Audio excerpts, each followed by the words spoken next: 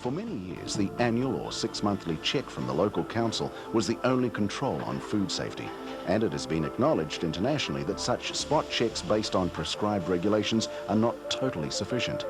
When NASA developed a system that would prevent food poisoning in space, the knowledge was seized upon and HACCP was born.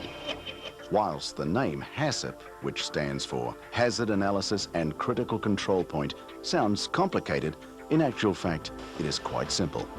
HACCP is accepted internationally as the best known way to ensure the food you produce is safe. And this is why the Ministry of Health is promoting the option of food safety programs based on HACCP for food businesses of all sizes and types. In every food manufacturing process, there are places where the risk of something going wrong is increased if nothing is done to control it. If we identify this point as a potential hazard, rather like a bend in the road, we can do something to prevent it or reduce the risk. Having first identified the hazard, we have also identified how to control it. We then have to identify the areas or stages in the process where it is vital that the best control possible is in place and that the control will do what it's designed to do. It's like a last chance to get it right, because if you don't, there's the potential for someone to get hurt down the track. These are known as critical control points. The third principle of HACCP is to establish the limit for the critical control points.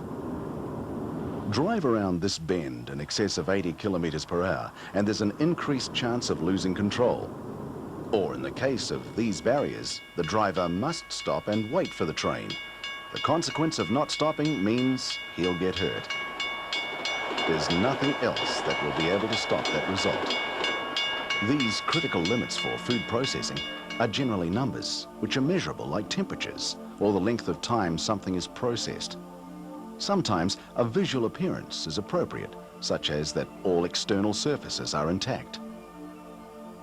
Monitoring the critical limit is very important. In this situation, not only has the speed limit been identified as a critical limit, a monitoring system is in place that keeps an eye on the situation to make sure that the critical limits are being stuck to.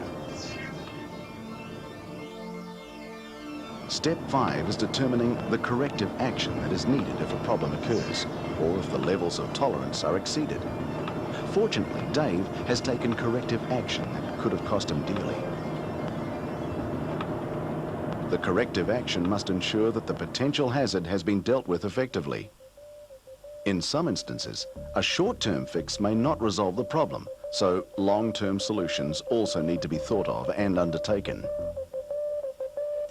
Step 6 relates to the importance of verifying or checking that the system works as it should.